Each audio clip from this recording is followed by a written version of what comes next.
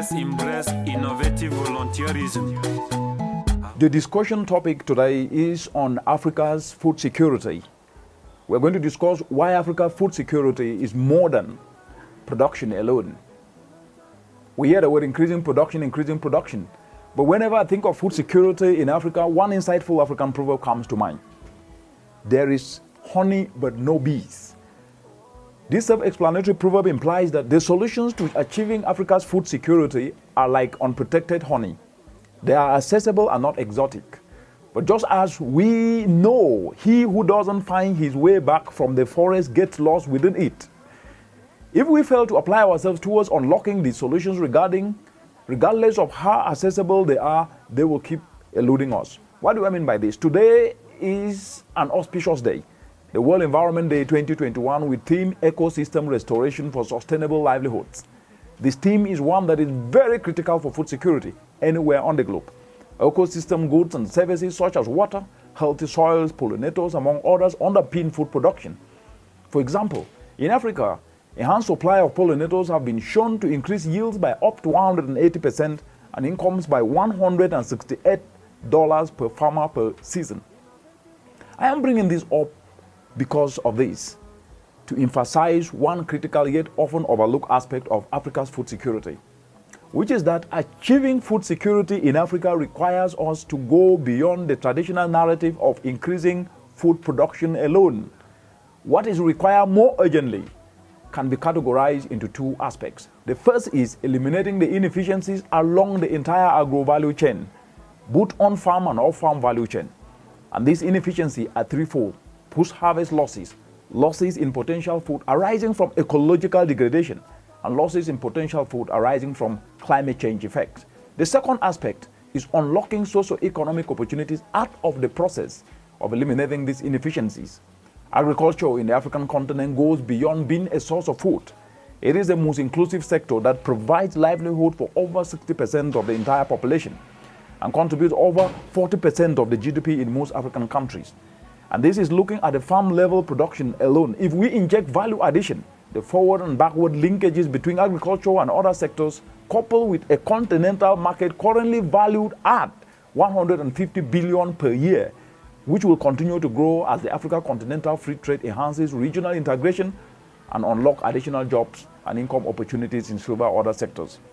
The reversal of post-harvest losses that cost the continent every year 48 billion can result in opportunities, and the capping of unnecessary food imports, which cost the continent yearly $35 billion as a result of this food importation, because this food can be produced and processed into finished products right here in the African continent. As we're speaking today, in the next 29 years, the continent can leapfrog into a first world. If we combat climate change, the region will recoup up to 40% in potential yields of key staples currently being lost as we speak today, in addition to safeguarding the nutritional quality of food threatened by high carbon dioxide concentration.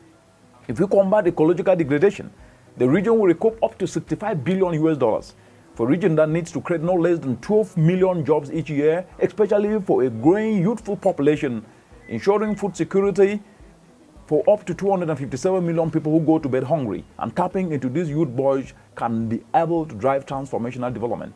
Coming after the COVID-19, the continent can achieve food security if it takes into consideration these aspects of going beyond just production.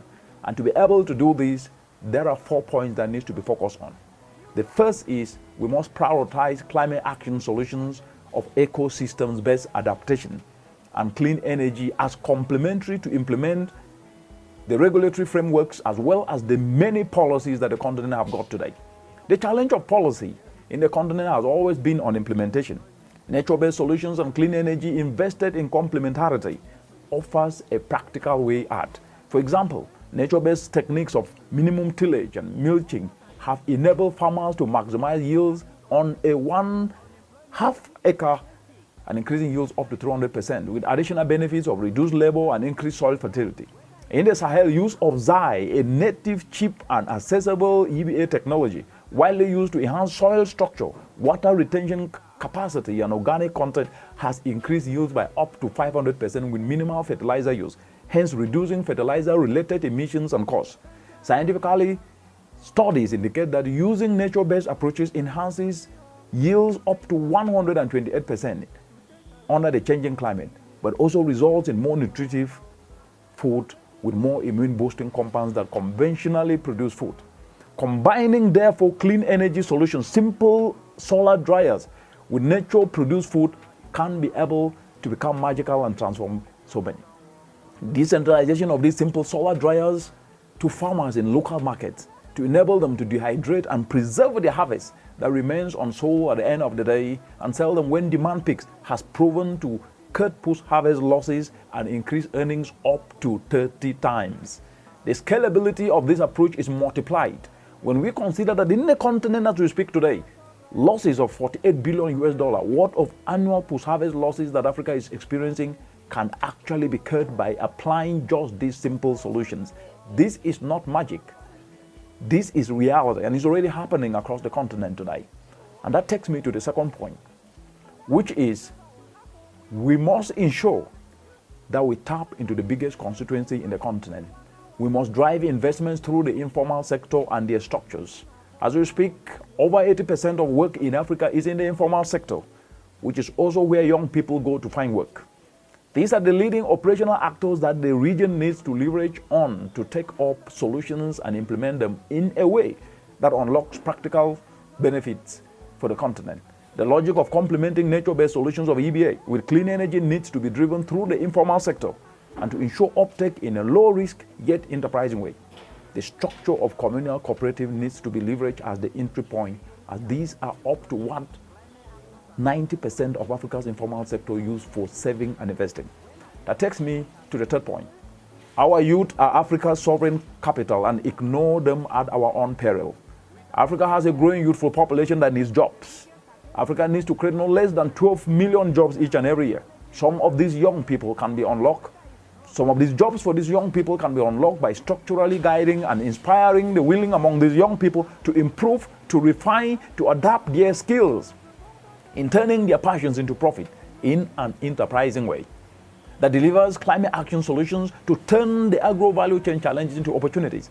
This is what we are doing with our work in the continent, leveraging on the spirit of innovative volunteerism, where young people are guided to turn their skills, their talents into opportunities as they bring solutions to the challenges that the continent have been facing for so many years.